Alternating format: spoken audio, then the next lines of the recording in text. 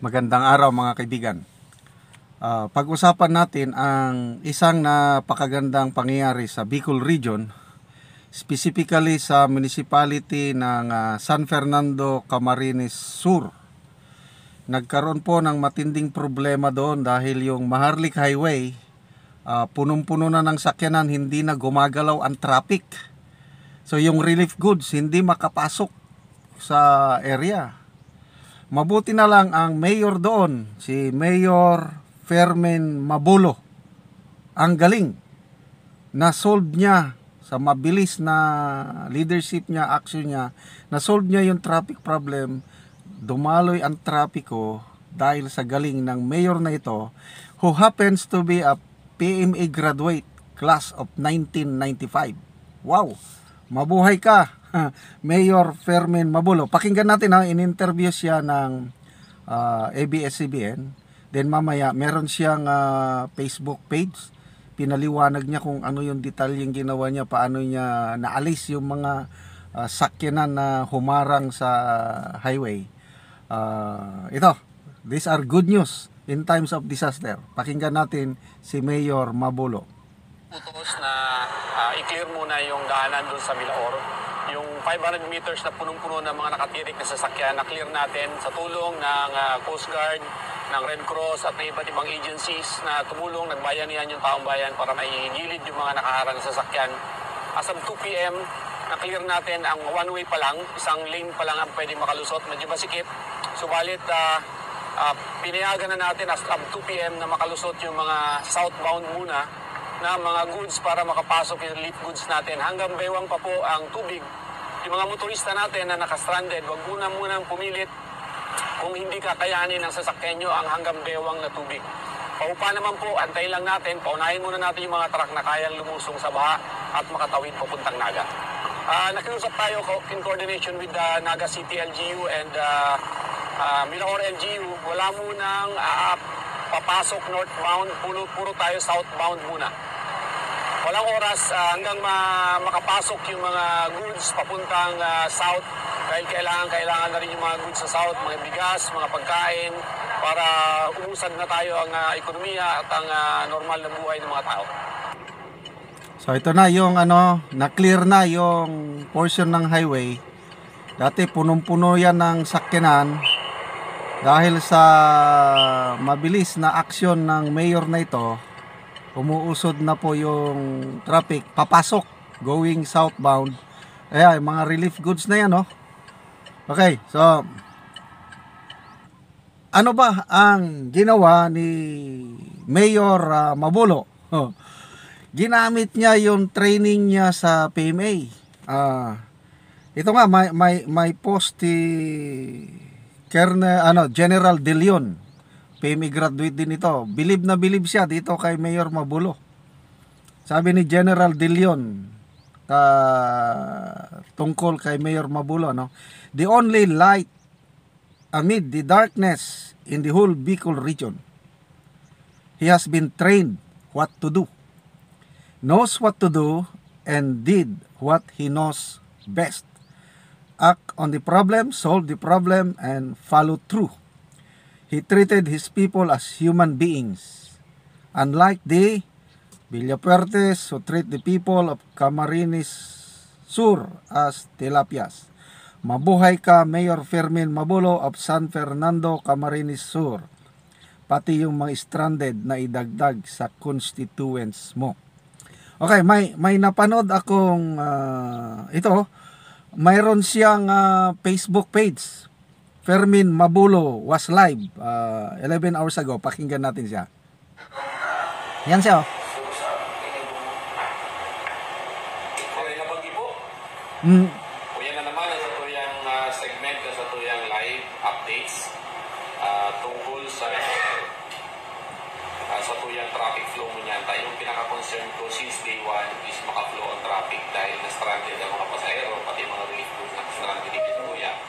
Dahil sa pahabayan na papaliog ng inot, naging panagaan ng pahabayan na tubig baha. Magayon po may coordination nila duman sa Naga side, si ex-mayor Abang Mabulo, si dating mayor sa San Fernando, ngunyan chief of staff ni Kong Gabi Bordado, constantly nag-uulay kami, nag-iisip kung anong diskarte para mapafloat na ang traffic. Ang nangyari po, para maaraman kang gabos, since day one, kapag taas kang tubig, si gabos na may auto dito sa Milaor, nagpanik. Nag-irinutan pa siya rin naman sa Naga, naghahanap ng masalanggaw na lugar. Hanggang nagtiririk na naman sa may tulay ng Milaor, sa sentro, hanggang sa may Mabuno Bridge. So, mga kabangang kilometro po na auto, nagnangalas ako sa pag-survey ni kang second day, pag-survey ni naman kay Bako si pag-abot kang amphibian sa kakang 6x6 kang Red Cross. Pag-survey ni naman, gabus na auto, southbound, pasiring na gabus ang direksyon.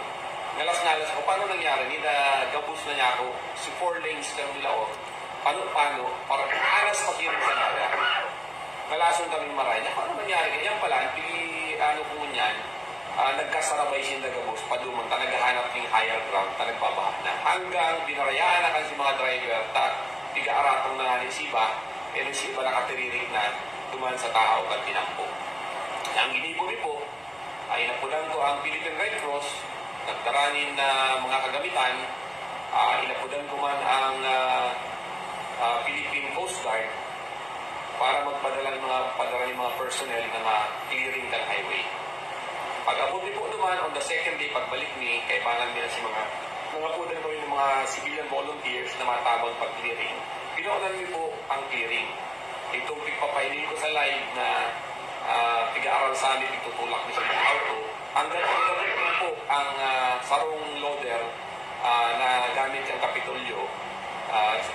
Maringarin kasi mga tao na pinagtabang man si mga operator kang loader kang Kapitolyo. Naguyod po si ibang mga truck, mga auto, mga bus, mga kotse and jeep na ihilid po and then nakalusot. Kaya lang, pag-abot naman sa may tulay, alanggaw na lugar, si mga may sadiri kang auto, abot man magtubig. Okay. Hindi ko masyadong maintindihan yung salita ng Bicol, ano? Kailang ito yung ano ko. Baha. Maraming tumirik na sakyanan.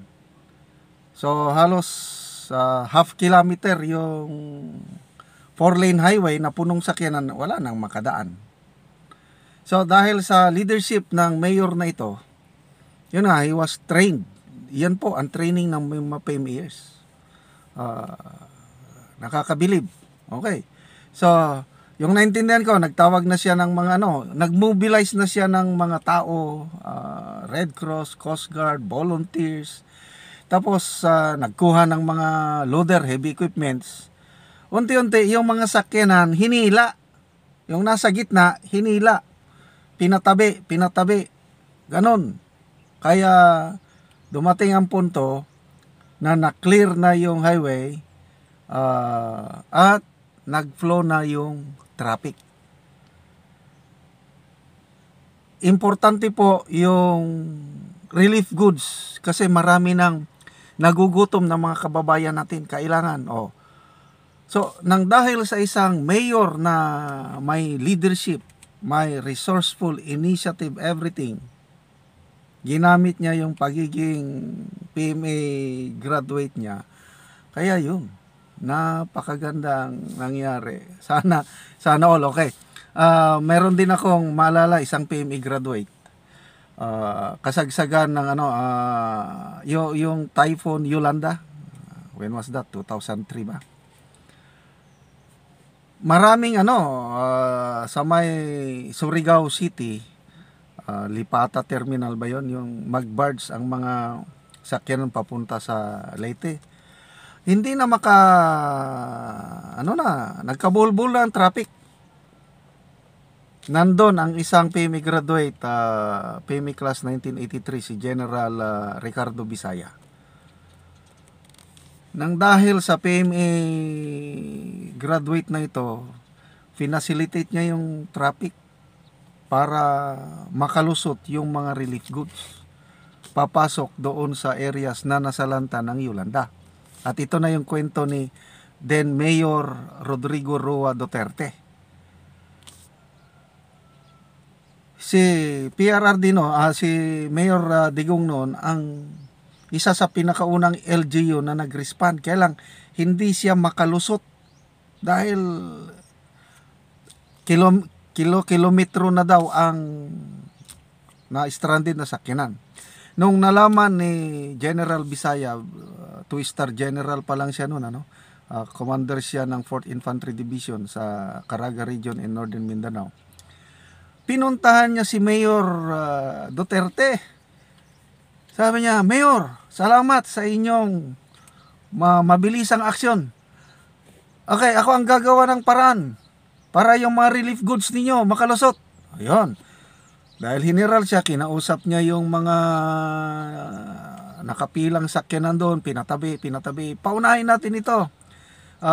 Relief goods ito, si Mayor Duterte ng Davao City. O pumayag naman yung unang nakapila. Patabi. Yun, pinalusot.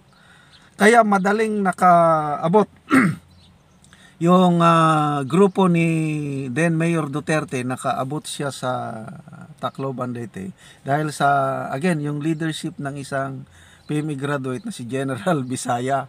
Ganon po ang galaw ng mga PMEers. And then, nung umupo hindi nakala ni General Bisaya na magiging presidente yung Mayor Duterte na tinulungan niya.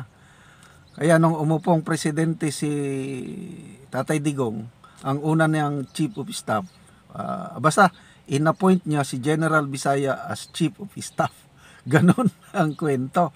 So, saludo po tayo kay Mayor Fermin Mabulo sa San Fernando, Camarines Sur. Sana all ganito yung mga national leaders natin, ganyan mag-isip. Hindi yung, anong gawin natin? What shall we do? We just sit and let it pass. Ay nako, weak leader talaga.